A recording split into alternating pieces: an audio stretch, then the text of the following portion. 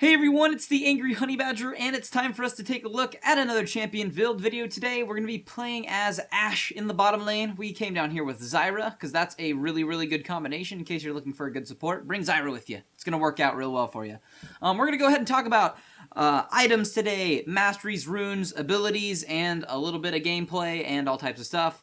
And we're going to kill people, and it's going to be really fun. Ashe was one of the very first champions I ever really started playing consistently in League, and I've always just kind of had a knack for Ashe, or at least I've always thought I have. So we're going to go ahead and take a look at her today. We started off with a Dorans Blade at level 1. Pretty standard stuff nowadays, but if you want to take something different, you can obviously do that. Boots and pots, longsword and pots. I like Dorans Blade because of the damage, the health, and the health back on hit. We're going to get into a tiny bit of an engagement here, and we're going to lock down the Soraka. Quick volley and a standard attack to finish her off, pick up a real quick kill. Very helpful to us.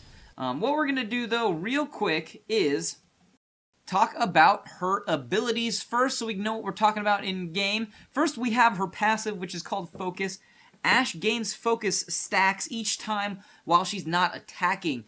These values increase every 4 levels. Upon reaching 100 stacks, your next basic attack will automatically crit them. So, you gain more stacks as the game goes on, and you automatically start out with the amount of crit strike chance you already have. So if you have 50% crit chance in the middle of the game, your focus stacks will start at 50%. So they'll keep rising. So basically, in between standard attacking, when you're standing, you get focus building up, and once you're at 100, your next standard attack will in fact hit them, and it will in fact crit them. So it will be fun, it will deal damage, and it's fun to poke with them at lane. Very first time you go into lane, level 1, you should have 100, because you're probably not attacking anybody, or minions or anything, unless you leashed, in which then you won't have 100 stacks.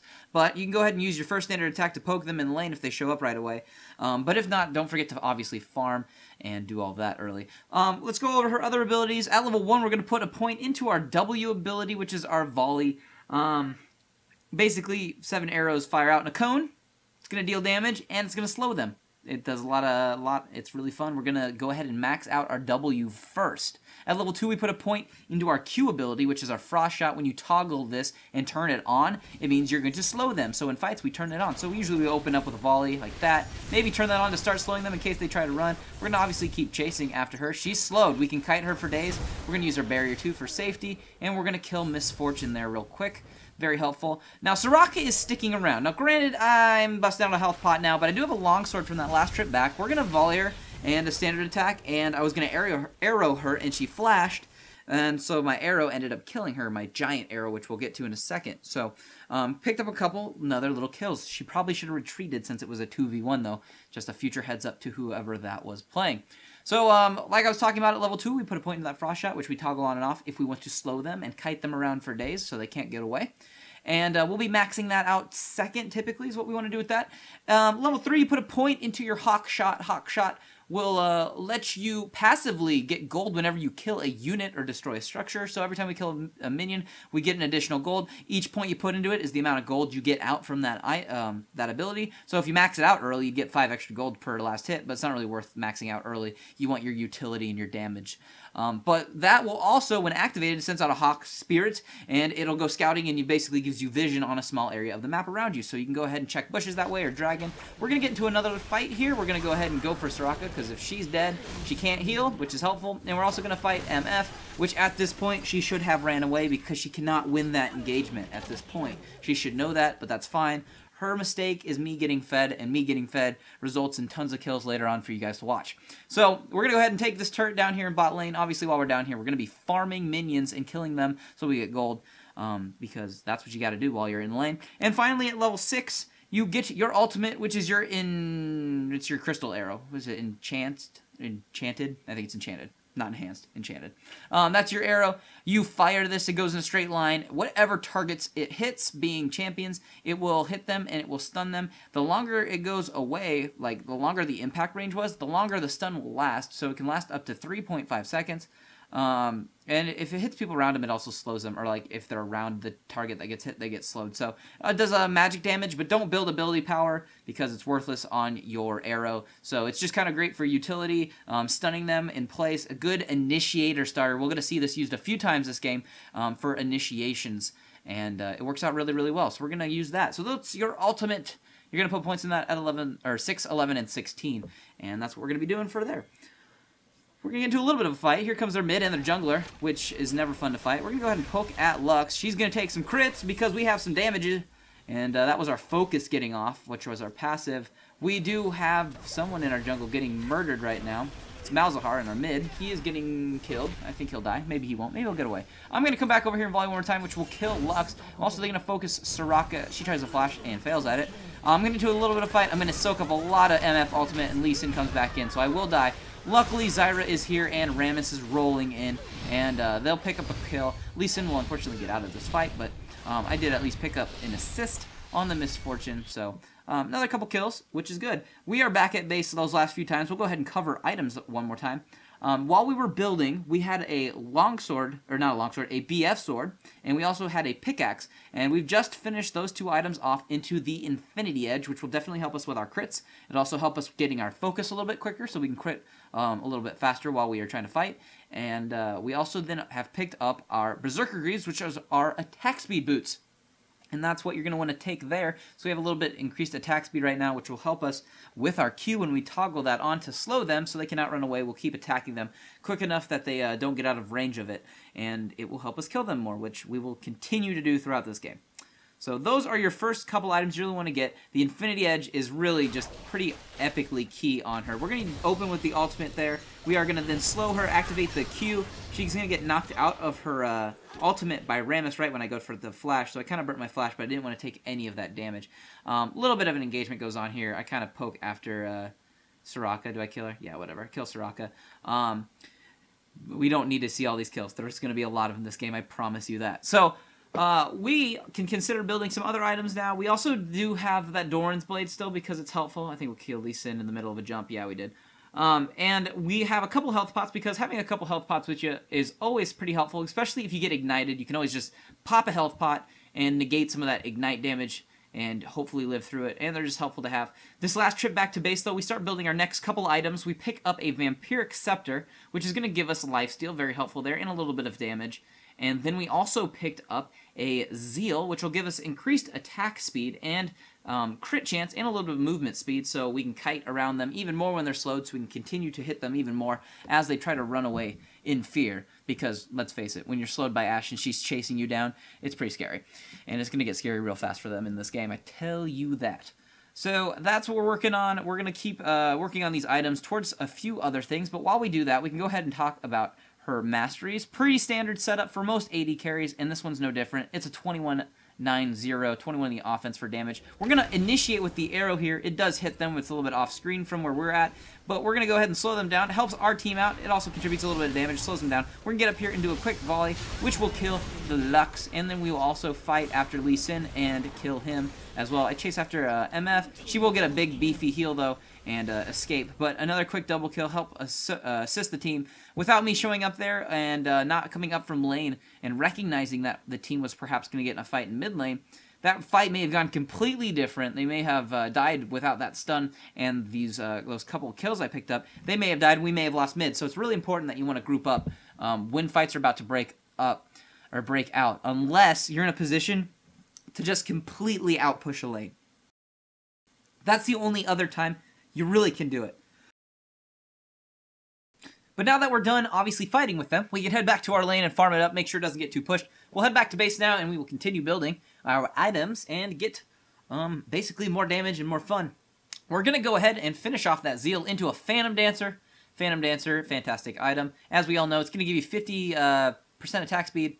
It's going to give you 30 crit chance, and it's going to give you 5% increased movement speed.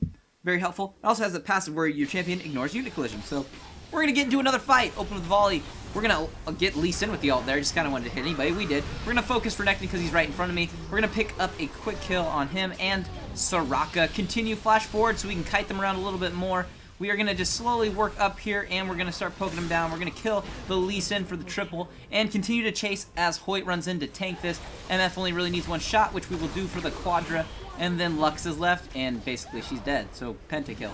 So, Ashe has a lot of kiting, and you'll hear me say that a lot. It's because her kit is perfect for this. You slow people with your W, you stun and slow people with your ultimate, and if you activate your Q ability, you once again are slowing them. So you can really chase really well in fights. Another thing you can do with this, an advantage, is you can run away quite easily too. If they start to chase you, turn around, do a quick volley, keep running, maybe standard attack them, keep running, standard attack them, keep running. At that point, they'll get low, and you can just basically turn around and then murder them. So there's a lot of advantages to Ashe's kit. A lot of people think she's boring or not useful, but that's just not true. So we're going to open with an ult there so we can gap close here. We can do another volley right there to slow them, and we can kill Lee Sin. He's not going to run away because we activate the Q. It's really simple kills if you're 1v1 and you have a couple kills on you already, so you have some good items. We're obviously going to keep chasing in here as Hoyt continues to take towers for us. I'm going to shoot the tower because I know we were going super deep, but I'll just hit her twice, basically with a standard attack that crit her, and then one more quick just W. It's going to work out really well for us, and we'll pick up some more kills. And if you can't tell right now, we're pretty fed. We have 18 kills. It's, you know, we're absurd right now. They should really be trying to focus me incredibly hard or always running when they see me. So, but that's going to happen when you snowball if you get ahead. So, score gold isn't outrageously different. There's 8,000 difference, but I've seen worse before. But we're going to get to another little fight here. We're going to go ahead and hit Soraka. She's trying to get away. She did flash. I go to ult, but hit MF instead. We're going to kill her quick. And then Lux comes over. We need to murder her because it sounds like fun. Hey, look, Soraka's back. Let's also shoot her in the face. Pick up the triple, and let's fight Renekton. We do have lifesteal now because we finished off a Bloodthirster last time back at base. Now we'll just lifesteal off of Lee Sin as it takes him too long to get over to me since he was slowed. And once again, pentakill. So, yeah, Infinity Edge, Phantom Dancer, Bloodthirster, Boots, GG, call it good. That's going to be the game pretty much. Obviously, this game's not done yet, but I mean, you have those items on Ashe. You have lots of attack speed. You have lots of crit chance. Those crits hit hard because you have a lot of base damage, which will increase those crit damages overall. And it's a really standard, simple build style. There's nothing crazy weird in here. There's nothing like the Statikk Shiv, which is newer, or nothing like the Blade of the Ruined King, which I would actually recommend if their team starts to build lots and lots of health. Right now on the enemy team, they're not really stacking tons of health. Don't really need to worry about this at all. So don't really worry about that item right away. You don't need it early. You want the damage and the crit, because look at the hits. It hurts. Lee Sin thinks he's getting away. I regret to inform he shall not get away. He shall die. 24 kills. Why would I let you get away? Lux will get away, but due to stunning me and flashing. So that's fine. So this is pretty much the build. At this point in it, though, we also did pick up a Last Whisper because now we're shredding through armor because they're starting to build a little bit of that. Last Whisper, pretty standard for awesome item, and that's what we have. Now, for 6th item, which we're currently building towards, you can consider a few different options. Once again, Blade of the Ruined King would work for you if that's what you want to do. Here, they're actually trying to engage on us. Here comes that kiting where you can keep stepping back, slowing them, and just keep stepping back, and you can volley, and you can turn around and chase them if you needed that. So you can actually create your own gaps. You don't have any hard escape besides flash, which you should always take with you. But if you need to get away with her and you don't have flash or something, or it's down, you can always do that kiting backwards. You can always slow them, take a step back, slow them, take a step back. Make sure you're auto-attacking between those walks, because you will deal damage, you can kill them, and you'll be able to get away as well. So you just need to remember those little things back and forths, and you'll be able to secure more kills and get away more often. Now we're going to take some more inhibitors. I think we are also going to get into another engagement and just get completely murdered because I want to try to 1v7 million them again, which, you know, at this point, you know, you're still an 80 carry. You're going to die. I have, like, what, 1,900 health maybe? Yeah, I'm going to die to lots and lots of stuff. Still killed one of them, though, which is fun. But now we're back at base. We can finish off that very last item. Like I said, Blade of the Ruined King would be good if they're stacking tons of life. That will help you. You'll be maxed out pretty much on attack speed. You'll have even more lifesteal, and you'll have that percentage damage, which is helpful. But at this point, we're going to go for survivability and long-term use. We're going to go for a Guardian Angel, which will give us increased mana, or not mana, good lord. It'll give us armor, and it'll give us magic resist, and then it'll also give us the ability to come back to life if we die, which is always fun. Why wouldn't you want to come back and continue to kill them? And we are full build, which is funny. We're full build before 18 minutes, but that's what happens with 25 kills. So we're going to take a quick Baron and run back into their base and finish off this game and call her good, I'd think. And yeah, that's pretty much your build. As for runes, pretty standard stuff I go with attack damage marks, armor seals, magic resist per level, scaling the glyphs, and then I go with lifesteal quintessences. It's good while you're in lane. If you want to go with attack damage or movement speed, both of those would also be considered good. But we're going to pretty much just get in one little quick skirmish. We're going to kill people, because that's what you do. Everything you need to know about this build, though, is listed in the description. Don't forget to like this video, because they're dying again. And Misfortune will also die on her base, because I deem it necessary. And that's going to be the game. If you have any questions, put them in the comments below. But other than that, I'll just see all of you guys in the next build video. We're going to do those, move over to him real quick, and then try to lock him down so we get some range between him and Hoyt. He's doing a lot of damage to me because it is Rise. He does scale really well, but we'll be able to kill him before he can kill any of us.